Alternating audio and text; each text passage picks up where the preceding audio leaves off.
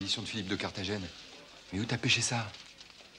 Au musée d'archéologie, section archives. Où est-ce que tu vas? Au musée d'archéologie. Si c'était au musée de la femme, tu y serais déjà.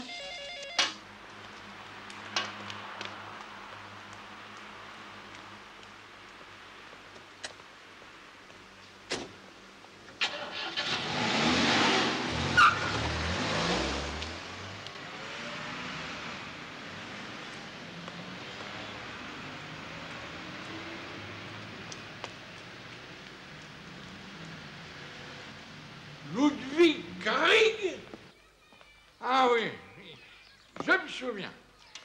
Je l'ai bien connu autrefois, mais je l'ai perdu de vue. Ça fait déjà un bon bout de temps. Et vous savez ce qu'il est devenu? Plus ou moins. En vérité, Krieg a cessé toute relation avec nous, avec les milieux scientifiques. Et pourquoi ça? Je l'ignore, mais depuis une certaine expédition en Amazonie, il semble que Ludwig Krieg se soit retiré du monde pour se consacrer entièrement à d'autres études plus érotiques, ésotériques. C'est-à-dire? Magie, sorcellerie, occultisme. Un parcours tout à fait singulier en vérité. Et vous savez où je pourrais le trouver? J'ai entendu dire qu'il vivait quelque part dans la forêt noire. Mais où exactement? À votre place, j'irai voir du côté des sociétés dites de sciences occultes. Ils en savent sans doute plus que moi. Le tout est de les convaincre de vous le dire. Merci!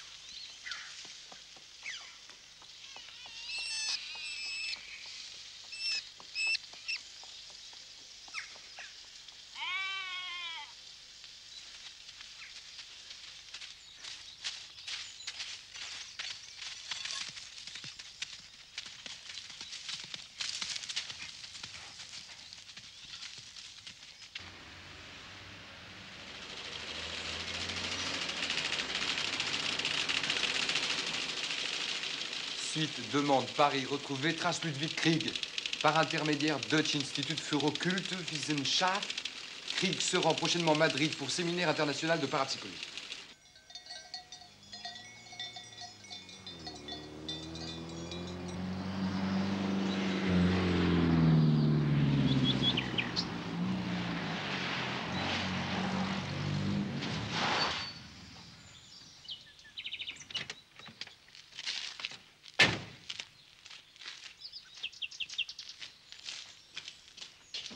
Ah, bonjour, où est madame? Je vous accompagne.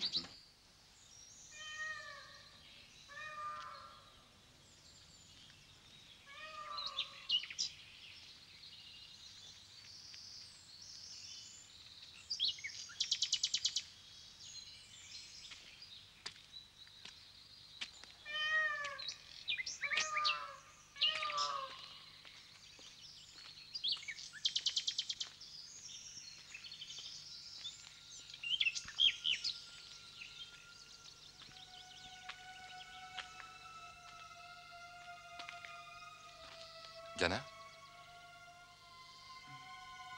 Je suis heureuse de vous revoir, Melchior.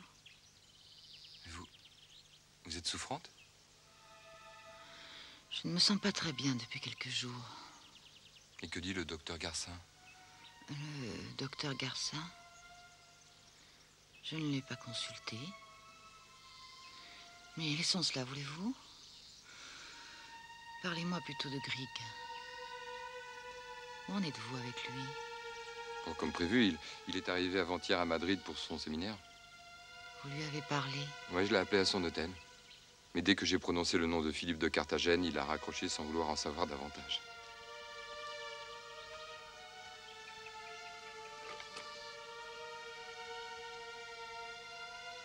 Vous avez l'air réellement malade. Il s'est passé des choses tellement terribles depuis votre départ. Qu'est-ce qui s'est passé? Je ne peux pas vous le dire.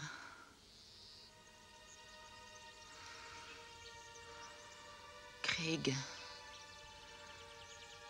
il ne vous a pas parlé? Il ne vous a rien dit? Je ne désespère pas de le convaincre. Non.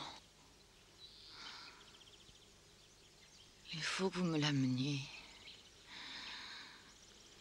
Il le faut. Ma vie en dépend, je le sens. Si vous me disiez au moins ce qui est arrivé. Non. D'ailleurs, vous ne me croiriez pas. Amenez-moi, Craig. Amenez-le-moi par n'importe quel moyen.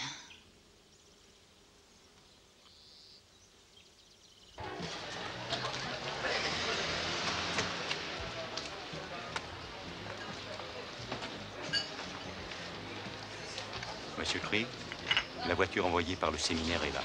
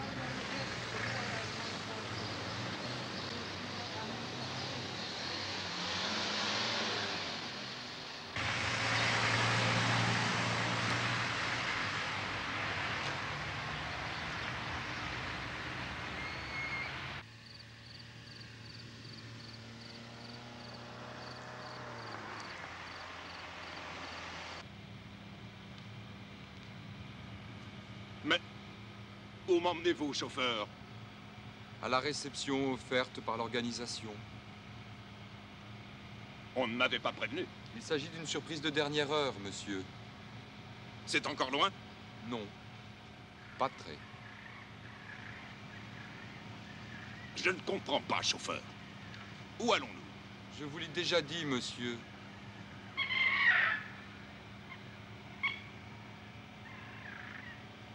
Je ne vous crois pas. Ramenez-moi immédiatement à mon hôtel. Ce serait dommage, nous sommes presque arrivés. Arrêtez-vous tout de suite, ou je porte plainte contre vous. Rassurez-vous, il ne vous sera fait aucun mal. Vous n'avez rien à craindre, je vous le jure, professeur Craig. Craig! Craig.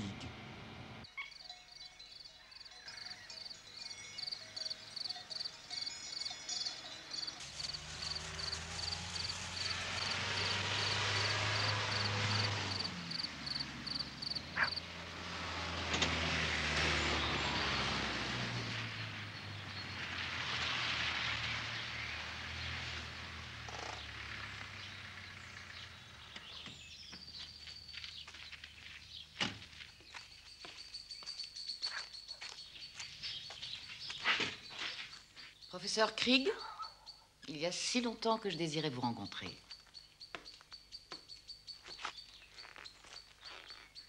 À qui ai-je l'honneur?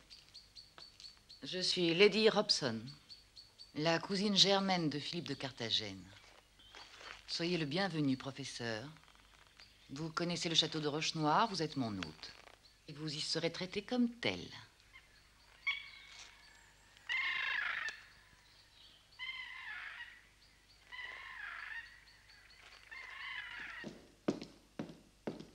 Monsieur n'a pas mangé? C'est pourtant de la viande d'importation. Gertrude, son honneur de cuisinière est froissé. Vous avez vraiment un appétit d'oiseau, monsieur Craig. Gertrude s'est pourtant surpassée. Son cœur de charolais aux truffes était une merveille et je m'y connais. À défaut de nourriture, peut-être nous ferez-vous le plaisir de prendre un verre de Porto? Je ne bois jamais d'alcool. Ah, vous êtes un sage, monsieur Craig. Mais pas moi. Aussi boirai-je à votre santé. Me direz-vous à la fin ce que vous voulez de moi? Vous êtes le seul qui puissiez nous aider à sortir du cauchemar dans lequel nous nous débattons.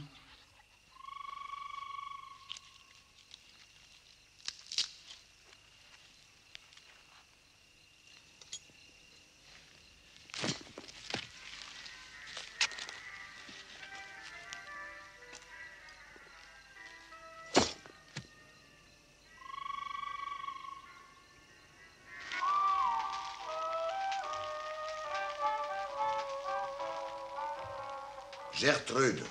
Monsieur?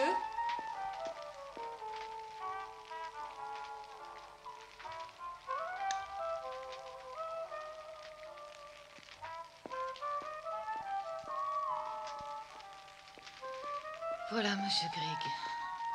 Vous en savez maintenant autant que nous sur ce qui s'est passé à Roche-Noire depuis que nous nous y sommes installés. Mais il y a autre chose. Une chose dont je n'ai même pas osé parler à mon mari. Une chose terrible et difficile à croire. Vous allez penser que je deviens folle. Regardez. Qui est-ce qui t'a fait ça?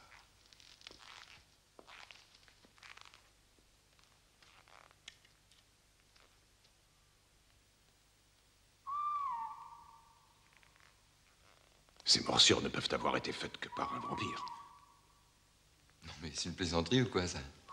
Toutes les nuits depuis une semaine, je suis réveillée par une atroce brûlure au cou.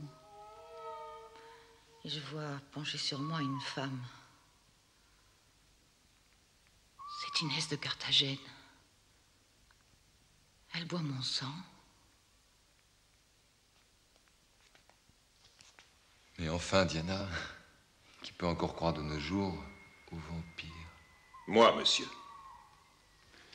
La notion de vampire revient beaucoup trop souvent dans toute l'histoire de l'humanité pour que l'on puisse se contenter d'y voir une simple légende. Les psychanalystes vous expliquent ce genre de choses. Freud est mort et enterré, monsieur. Et les vampires sont toujours là. Le meilleur conseil que je puisse vous donner est de fuir ce château. Je dis bien de fuir. Il n'est pas question de partir. Il existe des forces qu'on ne peut pas combattre. Écoutez-moi bien, monsieur Grigg. Malgré l'état où je me trouve, je percerai le secret de cette demeure, même si je dois y laisser la vie. Il faut que vous m'aidiez, professeur. Vous seul le pouvez. Je dois vous avouer que l'expérience me tente. Je suis persuadée que ce mystère est lié à celui qui entoure la mort de mon cousin. Et au trésor qui serait la cause de tous ces malheurs. Qui vous a parlé de ce trésor? J'ai reçu une lettre anonyme, qui parlait aussi de Sumac. Vous connaissez Sumac? Intimement. Il fait partie de notre petite ménagerie familiale. Je vous en supplie, monsieur Grigg, aidez-nous. Il va falloir que j'y réfléchisse. Et demain matin, je vous dirai ce qu'il faut en penser. Merci, monsieur Grigg. Merci. Bonne nuit, madame. Bonne nuit, messieurs.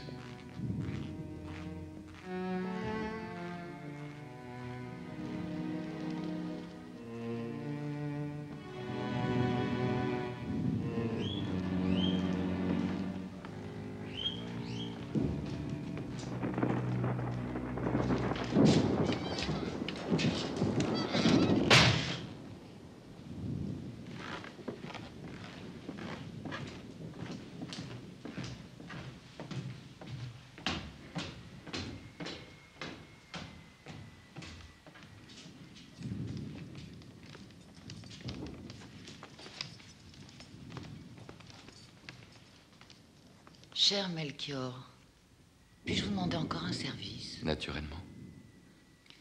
Sa chambre est juste en face de la vôtre. Pouvez-vous le surveiller cette nuit? Je ne voudrais pas qu'il lui arrive ce qui est arrivé aux autres. Un vampire dans la famille, c'est la seule chose qui nous manquait.